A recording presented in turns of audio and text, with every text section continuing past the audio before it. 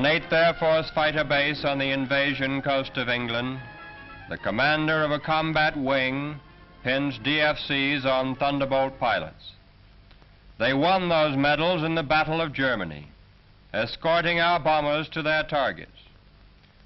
Ramrod is the fighter's name for an escort job, and a ramrod begins at bomber command. The route and the plan for the job comes over the scrambler phone into the combat ops room at fighter command. The time is late afternoon, October 1st, 1943, and the mission is Ramrod to Emden tomorrow. Let's draw it on the maps, have a look at the job. It's to be a big deal, almost 400 bombers. And here's their route into the target and out again, 300 miles and more each way. And where do they want fighter cover? Where are the rendezvous points? That's the key to a ramrod job. And so the details are sorted out and boiled down into the field order by A3. The deal is all wrapped up, but still General Kepner, fighter commander, must check before he gives the final okay that releases the whole complex machinery of another attack in the Battle of Germany. From fighter command through fighter wings, the field order goes by teleprinter. And finally, at about 2100 hours, the order clatters over the printer at the base of the 56th Fighter Group. And the same ramrod order reaches the group ops room. And here is where words are translated into a weapon, translated into the ramrod to Emden. First, draw down the bomber route to the target and home again. And then the route of the Thunderbolts of the 56th Group. And all important, the rendezvous point and the rendezvous time. Always that emphasis on time, because time is gasoline, and gasoline may make the difference between success and failure of this mission. 90 seconds is your margin for error at the rendezvous point.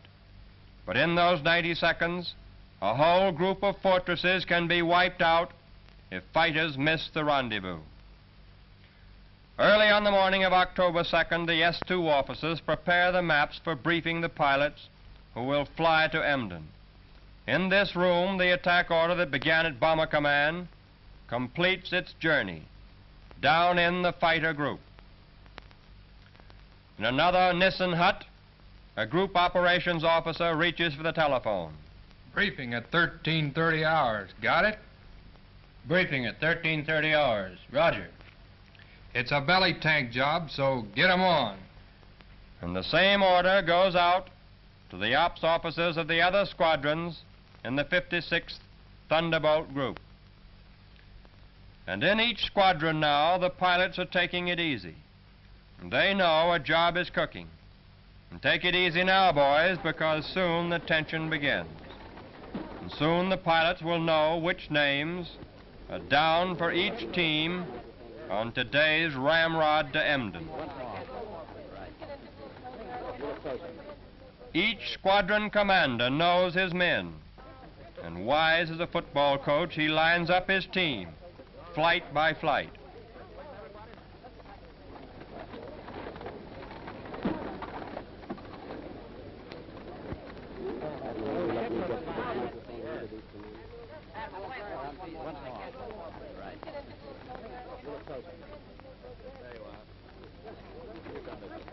Out around the field, the ground crews put on the belly tanks that the Thunderbolts will need today to do their job.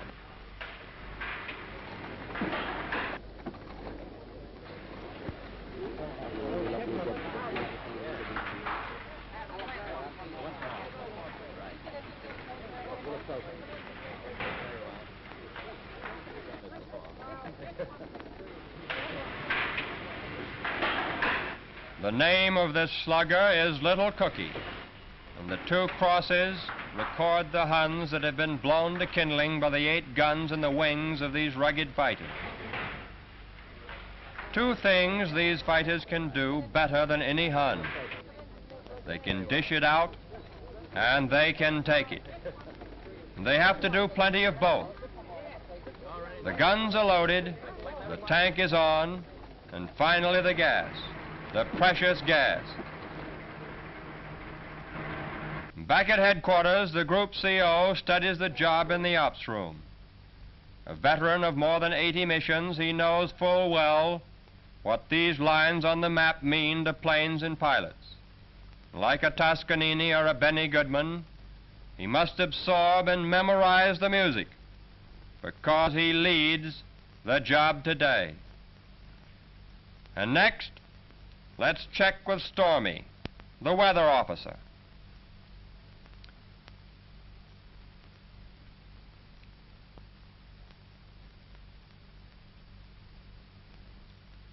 Over the sea to landfall, 6/10 cloud at low altitudes. The Dutch island should be open for a landmark, but expect an overcast in the target area. The wind clocks at 110 miles per hour at 30,000 feet from the west. So get down low coming home or you might not get home. And then the S2 officer checks the flak map.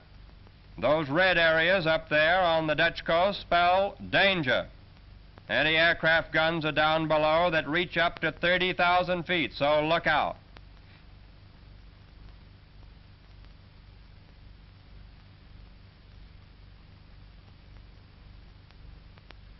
And now in the briefing room, the S2 officers and the ops officers wind up the job of laying out today's mission on the large-scale map.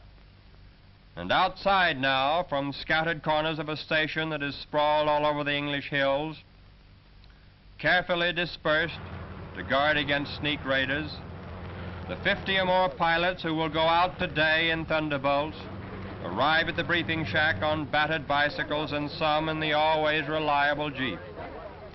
If it weren't for the bikes and the Jeeps, you'd have to spend half of each day just walking between the places you have to go on the average fighter station in Britain. The bomber crews were briefed hours ago for today's Ramrod to Emden.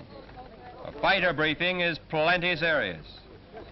50 or more pilots for the day's job file into the briefing hut, and there they sit down.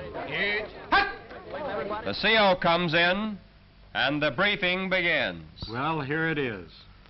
The big friends are pasting Emden today. We're to give fighter cover from Zood Camp over the target and back out again to the sea and then part way home. The 56 will lead the show in. We escort the lead box of bombers. We've got to give them head-gun cover. Nothing must break through. The 4th Fighter Group covers the tail of our task force, and there should be over 100 of us. The B-17s will be in 3 boxes of 60 each, altitude 25,000 feet. The course home is 249 degrees magnetic. And remember, our rendezvous with the bombers is at 1548 at Zood Camp. They'll be to the north of us. Start engine at 1443. Take off 1449 to 1458.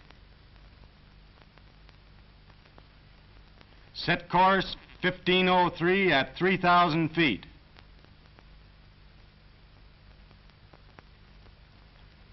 Course out 80 degrees. Target 89 degrees 1600.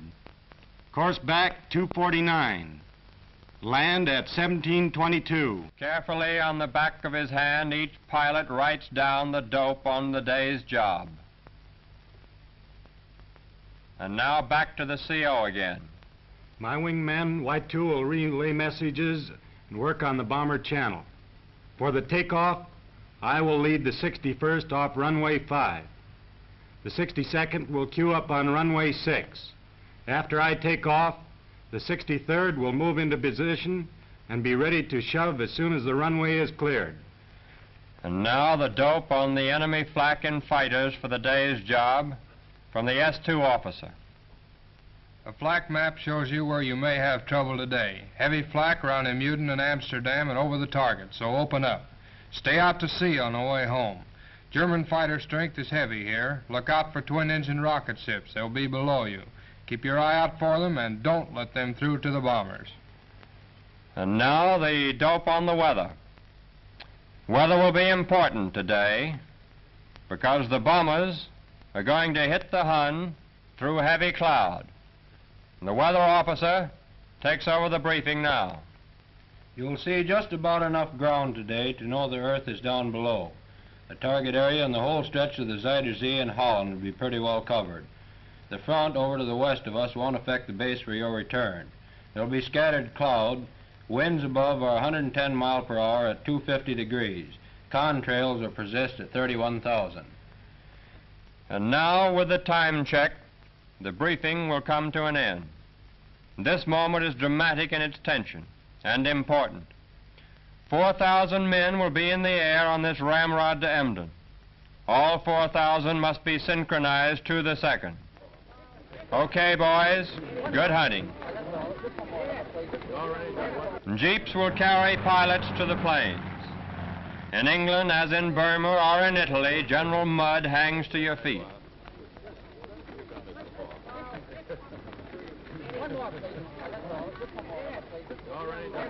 And like everything else in every army, the Jeep must carry twice the load it was designed to do.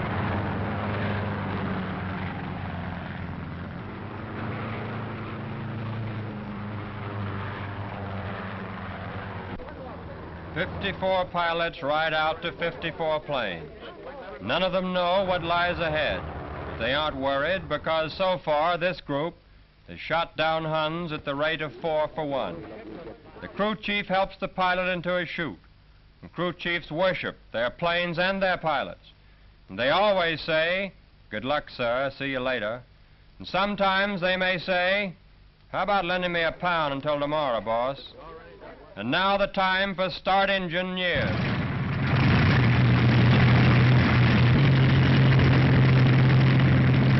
Six minutes after the first engine starts, the first squadron must begin to take off. 7 minutes later, all 54 planes must be airborne.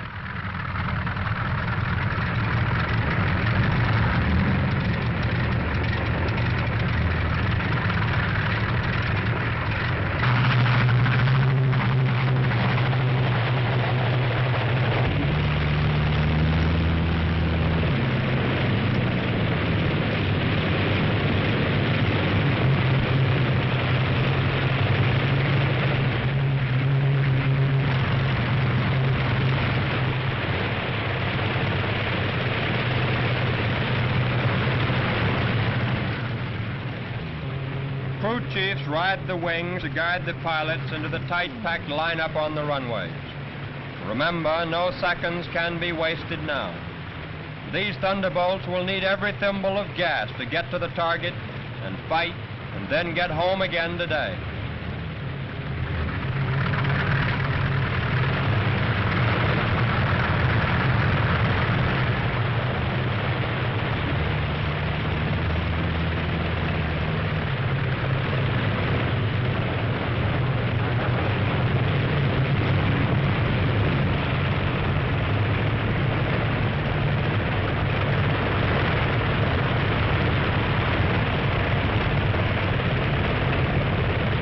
There goes the flare,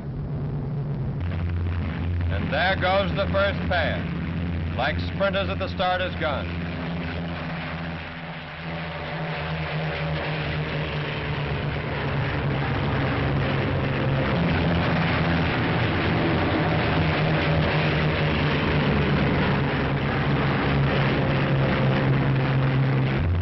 The leader will fly 3 miles out, make a slow turn, and then before he finishes a half turn of the field, the 16 planes of his squadron plus 2 spares must be airborne and in position. The first squadron is off, and the second gets away from the other runway. The third squadron moves into readiness where the first squadron took off 2 minutes ago.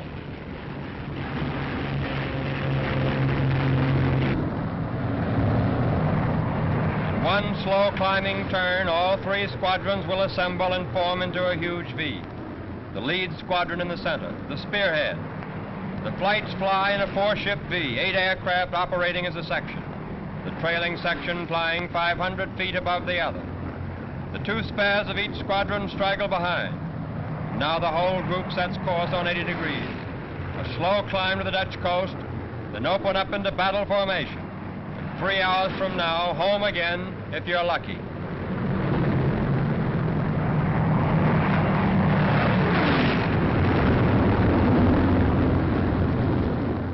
From other fields, other fighter groups take off, Thunderbolts and Lightning. In the Battle of Germany, a fighter's first, last, and only job is to protect the bomber. Thunderbolts must climb to high cover positions above the bomber, climb slow and compact, and then open up. Each squadron to its planned position.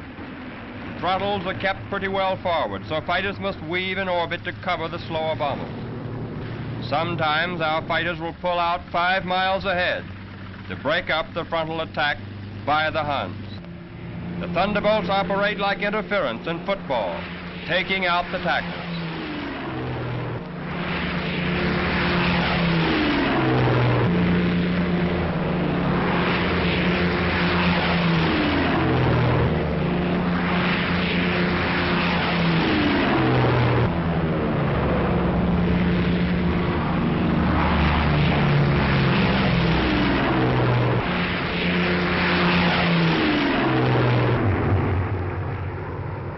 While they are still climbing, the fighters stay in close.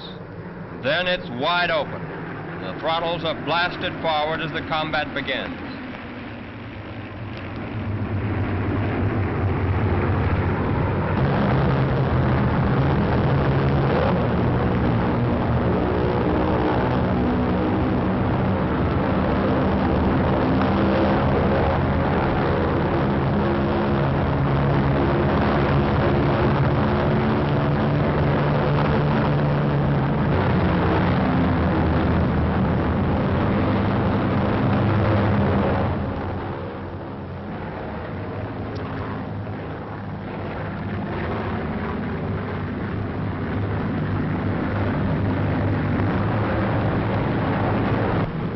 The bandits are sighted and begin their slashing attacks through the bomber formations, and the Thunderbolts are on top of the attackers.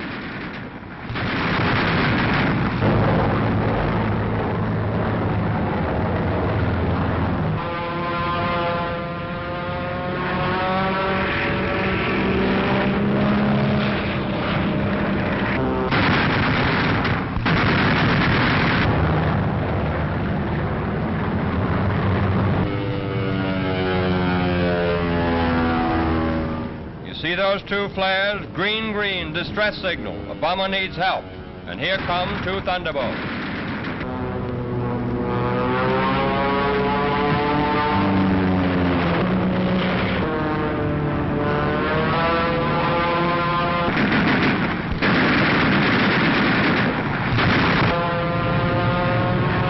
There goes what was a Hun.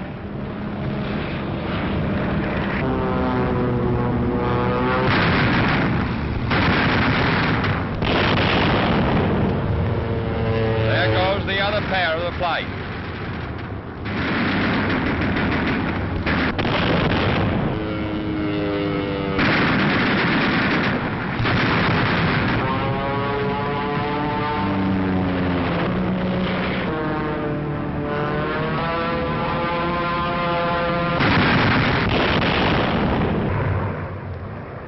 And now a snaky string of lightnings moves into the battle. They are the fighters that cover the bombers on deepest penetrations into Germany.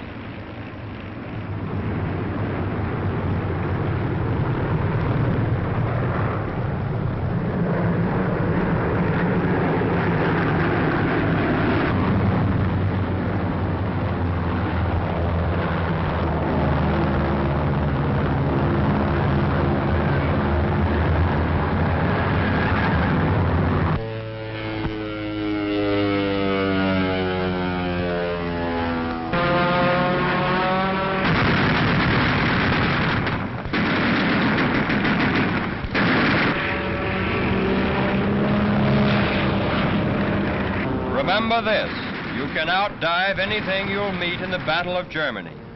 Keep on his tail, and in the end, you'll get him.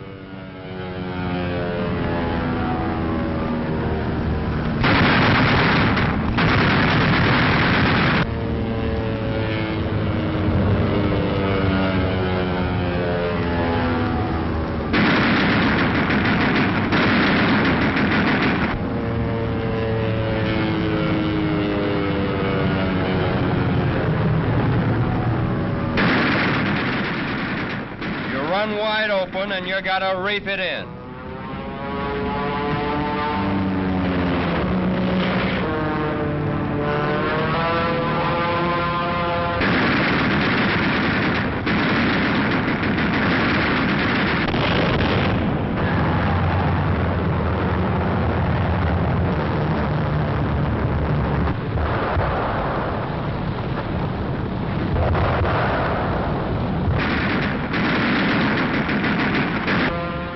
Watch these Huns. The single-engine jobs always hit the fortresses from the front.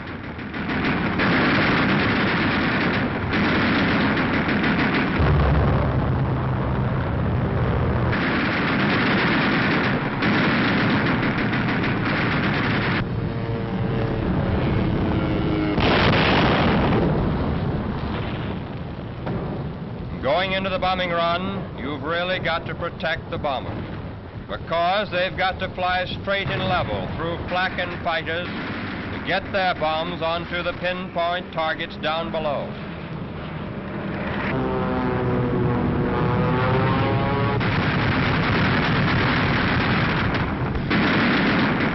The opening of the bomb bays is the signal for the bandits to press home their attacks. The bandits know that the forts and libs cannot take evasive action until their bombs are away. The bombardier must forget his nose guns now and concentrate on that bomb site. Through cloud or clear skies, those eggs must go down and find the target. And it's up to you to help the bombers lay those eggs on targets like these.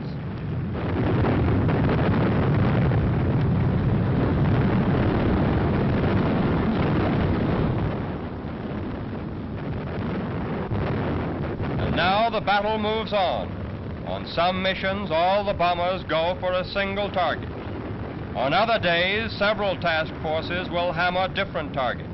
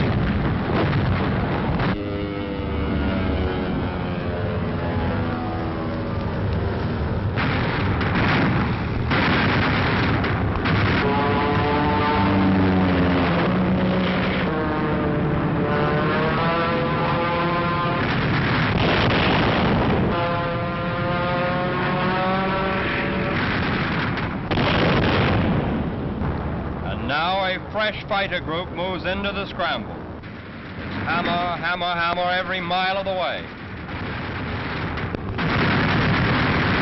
Twin-engine Huns come up now with their long-range rocket guns. Watch this explosion. That was a Rocketeer.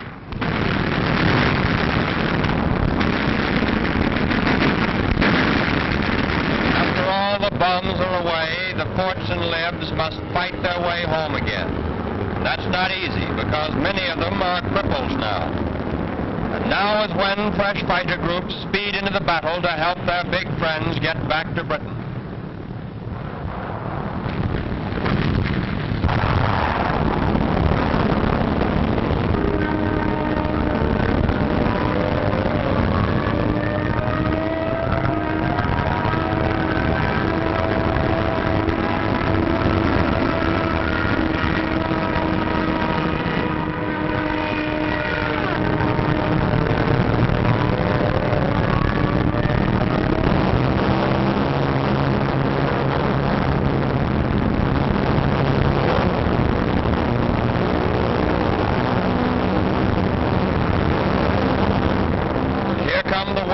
ranks across the sky that mean fresh fighter strength.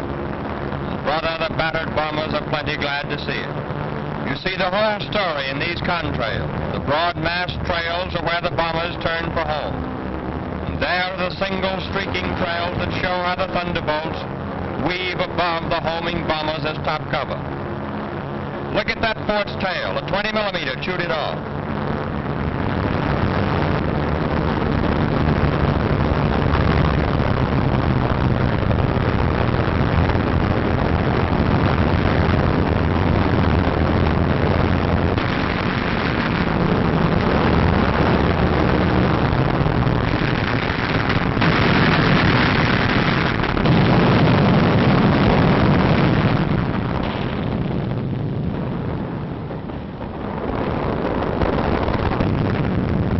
Some of the bombers are bound to get it. There goes one of the big boys spinning down.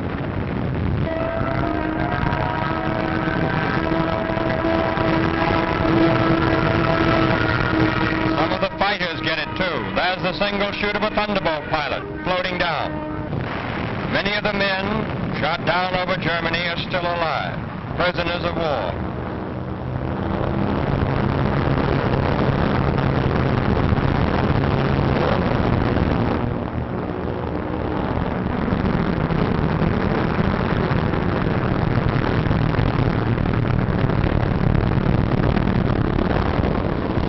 Black smudges of the flak that come up from the anti-aircraft guns below.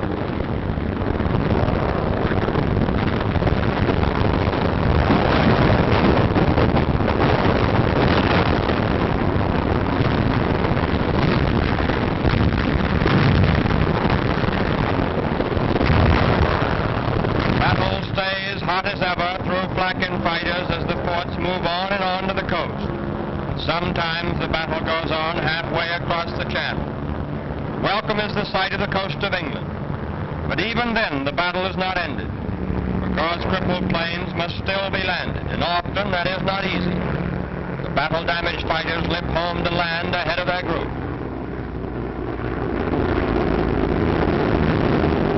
Watch this landing. His right tire is shot away.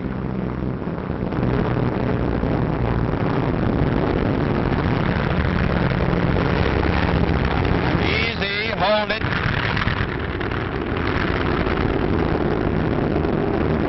And at last, he's down. And now a group of lightnings land.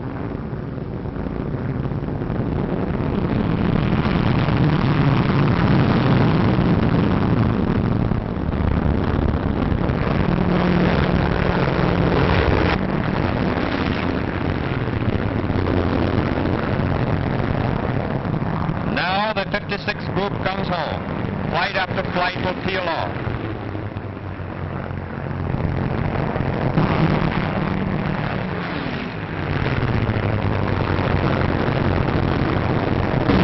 A new flight moves into peel-off position as each proceeding flight goes into the approach.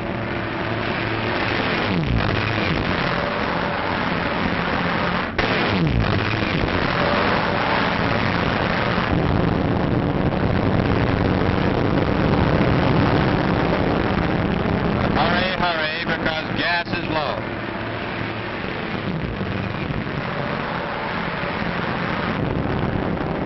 The first are down in close order. They must clear the end of the field as fast as possible.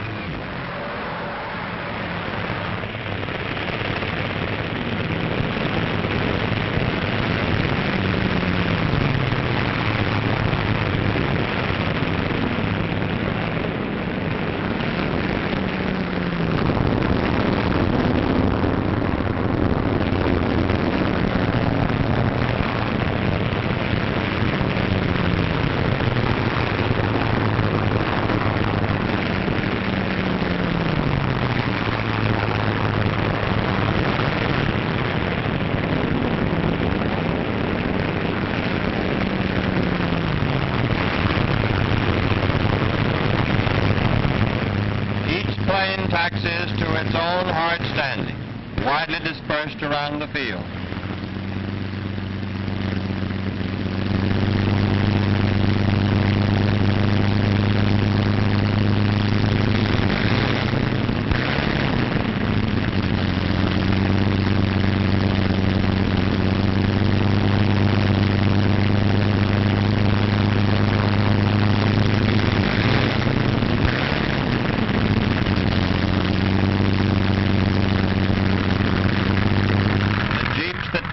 pilots to their planes. Now take them back to the interrogation.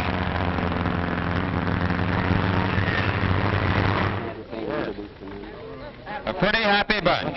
They got 4 Huns and lost none of their own planes today. Now, this is the Thunderbolt group that swore back last April that they would knock down 100 Huns by Armistice Day, and they made it, with 2 to spare. The S-2 officer, the pilots call him the spy, conducts the interrogation. It's a lot different from the last time they were together, when they were tense and expectant at briefing. The spy will ask, well, how about the rendezvous? And Gabby, a squadron leader, will reply, we hit it on the nose, 1558 at Zood Camp. And then the spy will say, okay, and now for the claims. How many Huns did you get today? Well, I blasted one Farquhar at that island. He took plenty of lead, but he went down. And then another one. I parked him on a cloud. Nice shooting, brother. And how about our big friends? Did anybody see any bummers go down? Yeah, I saw one. 6 guys bailed out. Any more claims? Yeah, I got one of those rocket carriers. He tried to get away, but I nailed him. And so it goes. Another ramrod comes to an end. It's been a good one. Only 4 bombers were lost today. Thanks to the fighters. Bottoms up, the hunting was good.